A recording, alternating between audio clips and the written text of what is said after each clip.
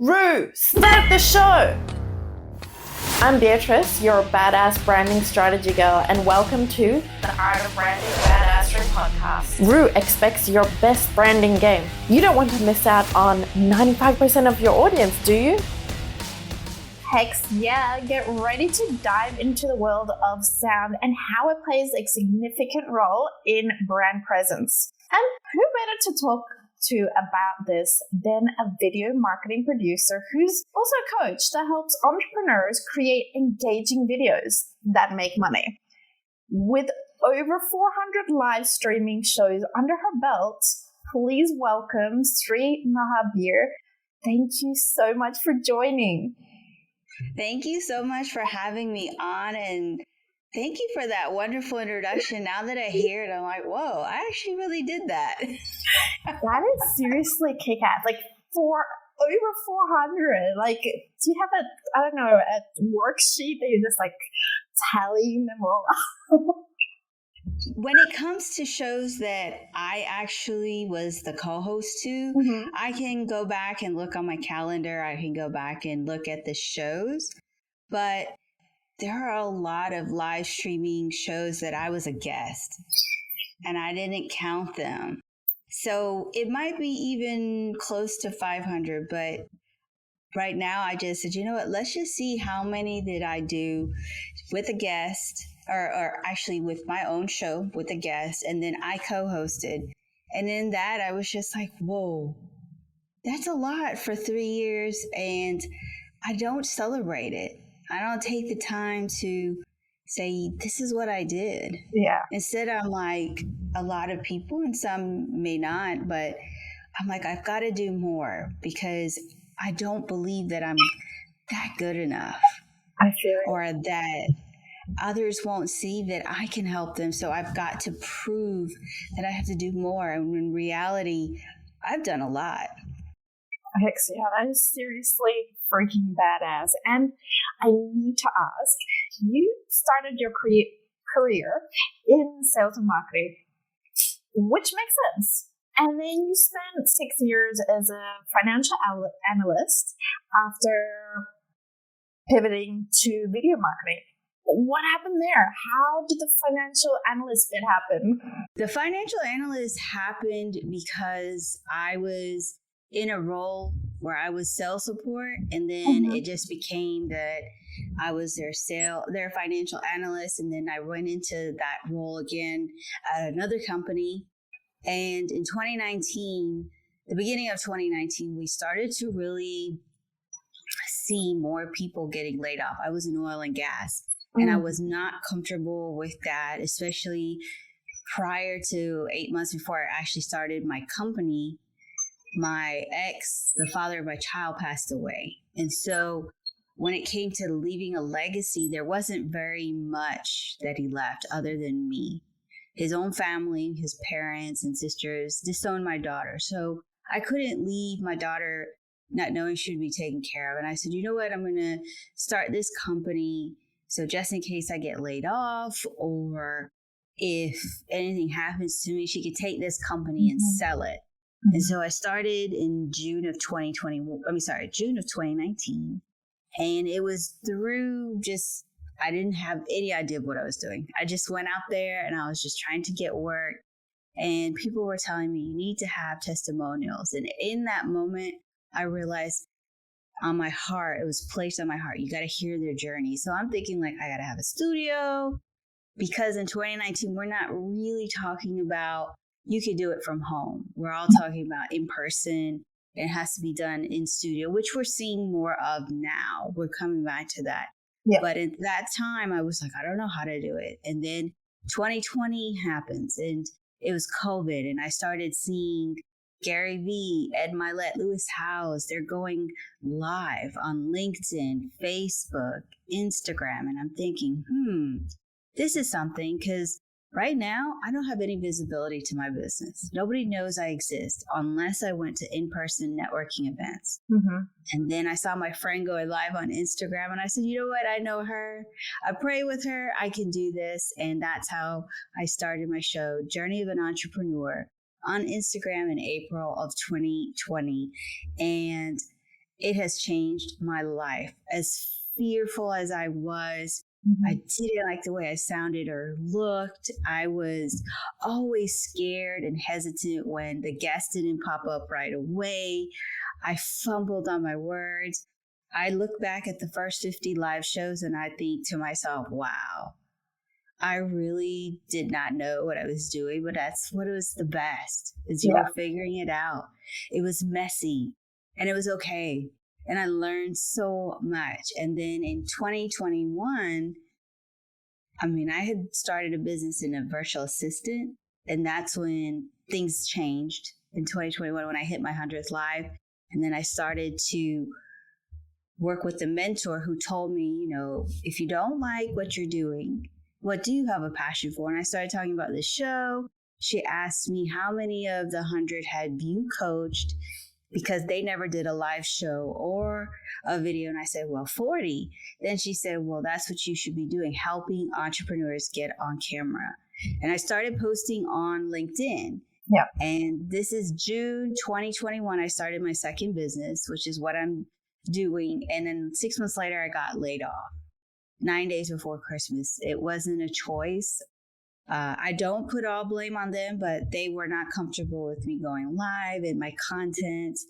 And so as I see it, it was a door that needed to be closed. So I went full time in 2022. And that's when I discovered people were asking me to produce their shows. They didn't want to do it. And that's how the agency was formed. I have on my team people who I have interviewed. It wasn't planned. It just happened that way, because before I signed my first client, I had two people who were telling me, look, whoever comes your way, you have a team. We'll take care of it. You just need to get the clients. And that's exactly how it happened. They signed on to be on my team.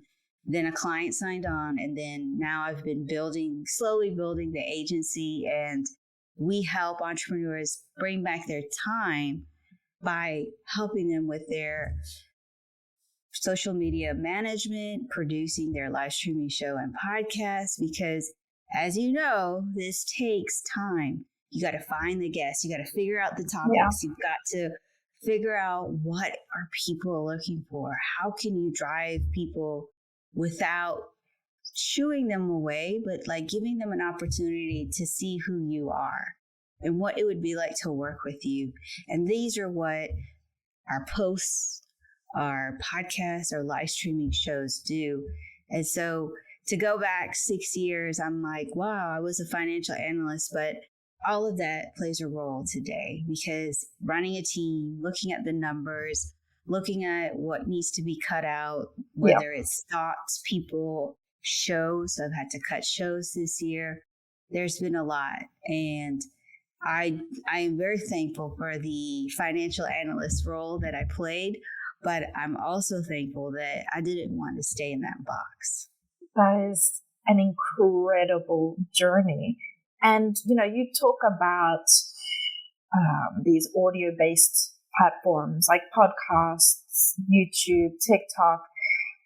How do you see the role of sound and audio evolving in brand communication? Are there any trends or opportunities that we should be paying attention to? This is a great question. And what I'm seeing is that from when we began, like, let's say 2020, until now, we're starting to see that people are comfortable with using other people's sounds. Like, you don't have to talk. You don't have to necessarily be on the video. But as long as that video can play a role in your branding or your posting and not take away from who you are and your messaging, it's a good piece of content.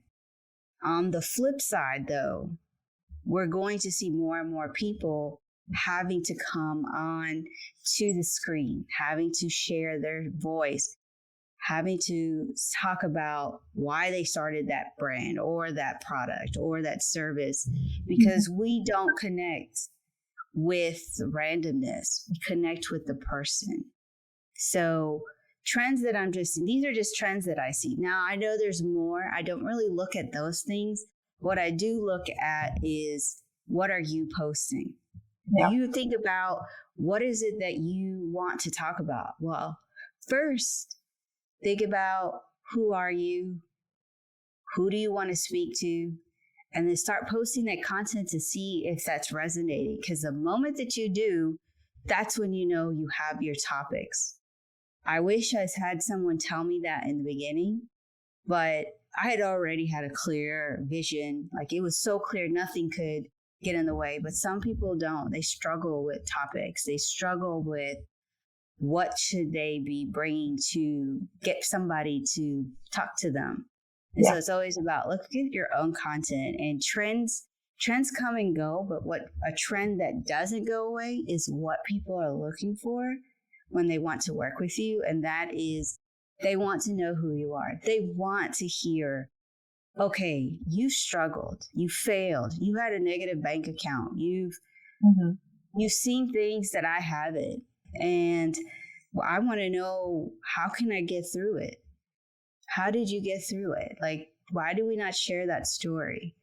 We're so afraid of what other people will think, or we're afraid that somebody will not want to work with us. But really, there's somebody out there who wants to hear that, and they want to know how you got through it. So I'm not the best person when it comes to like, oh, what is the next big thing? To me, the next big thing is that people are going to want to connect to more people at a deeper level, not this surface level.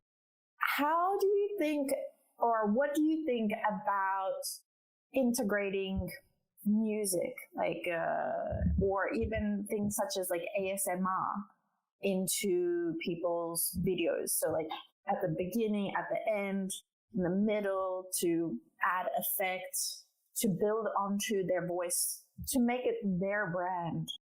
I actually encourage, because we get stuck on, we have to be on video. But hey, how about you do a behind the scenes? How about you just show us just a little bit of how you do your setup?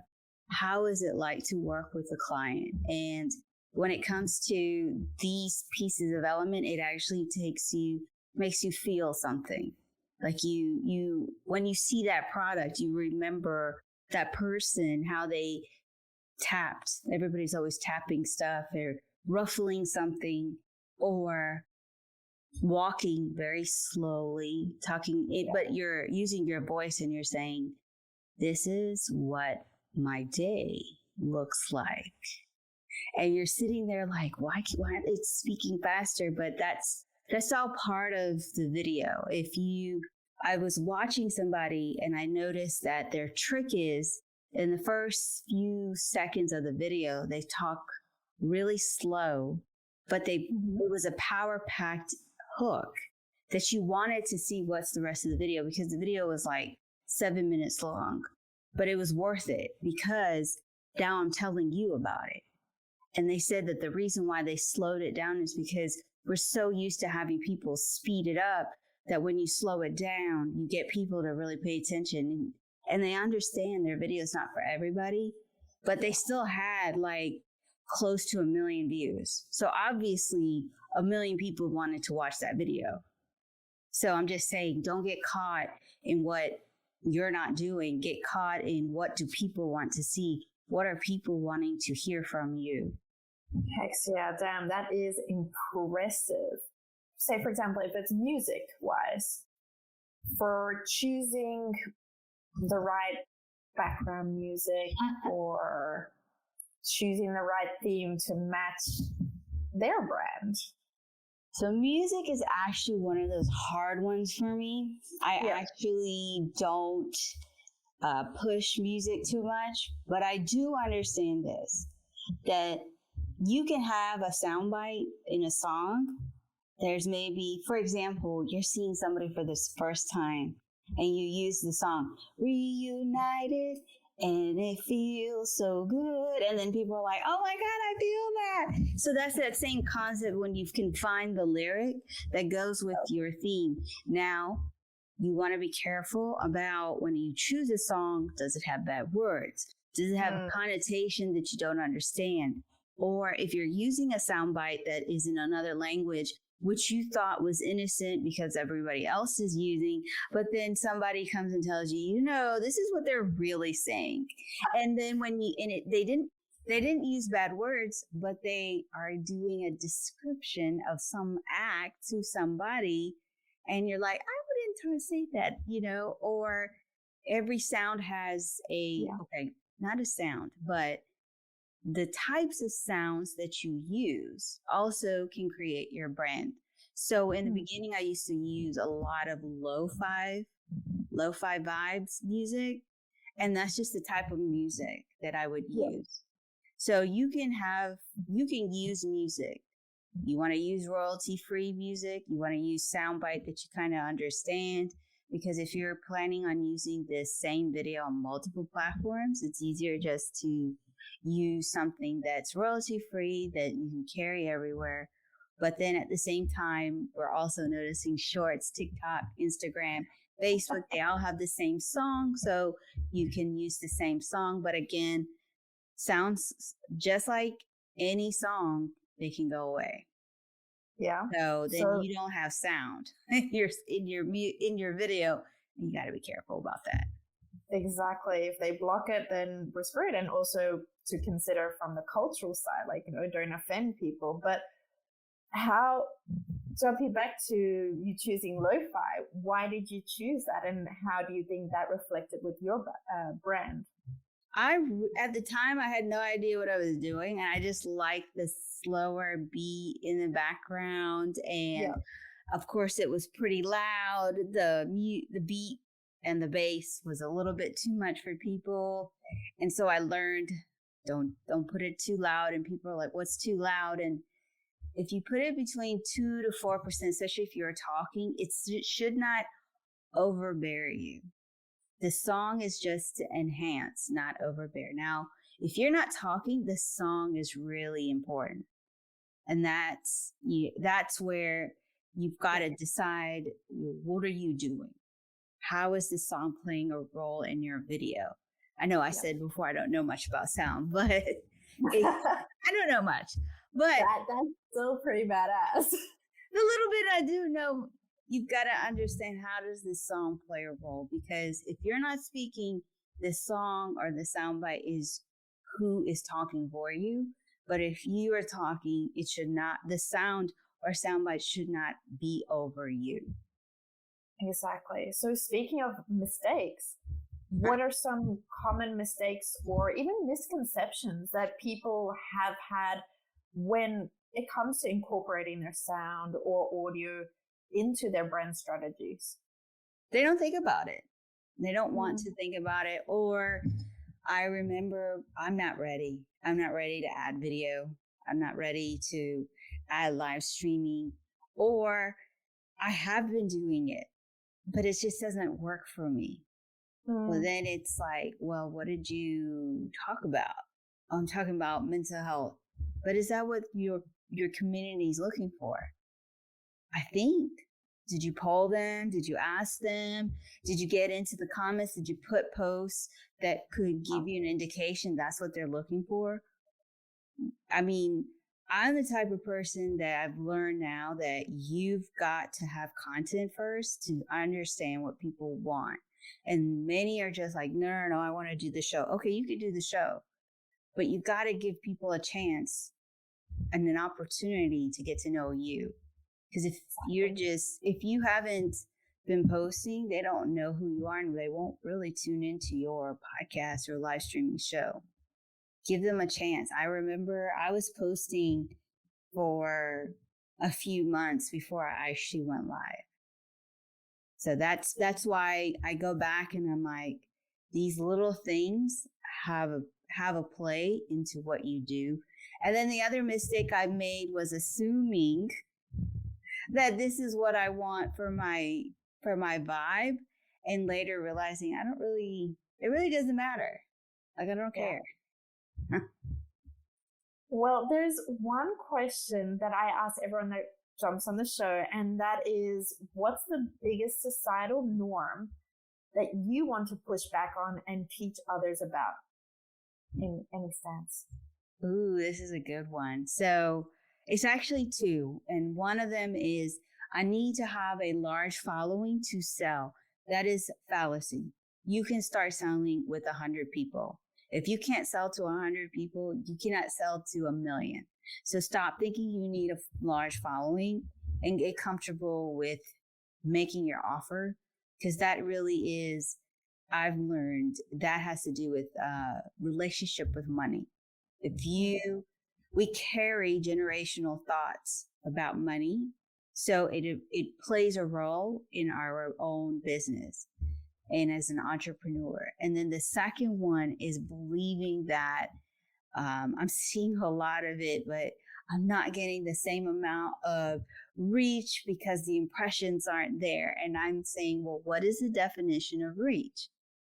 Because reach is not just impressions. Reach is also, are you getting in the DMs? Are you getting into the comments and engaging with other people's content? Like you can't expect to have the same numbers if you're not giving. And it does not matter I'm not going to take away. The algorithm is there. But if you don't get caught in the algorithm, but get caught in quality connections and content, then you will see, people will find you. And if anything, I'm still a person. I don't have a website. I don't have a large following. And I really don't get I don't post all the time, and I don't have ads, yet I've been able to create a successful live streaming podcast. There's something in the works about a audio podcast. But all of this happened because I just understood, what are people looking for? That is incredible. Well, thank you again for joining, Sri. How can people reach you? So you can definitely reach me on Instagram and LinkedIn, my place to be. But also, if you happen to be looking on Shorts, YouTube Shorts, or TikTok, or even Facebook, Twitter, Threads, I'm there. Yeah. Well, thank you. And those details will also be in the episode description. And drop any questions you like answered about the show in the comments. And of course, stay badass. The Art of Branding Badassery podcast. Rue expects your best branding game. You don't want to miss out on 95% of your audience, do you?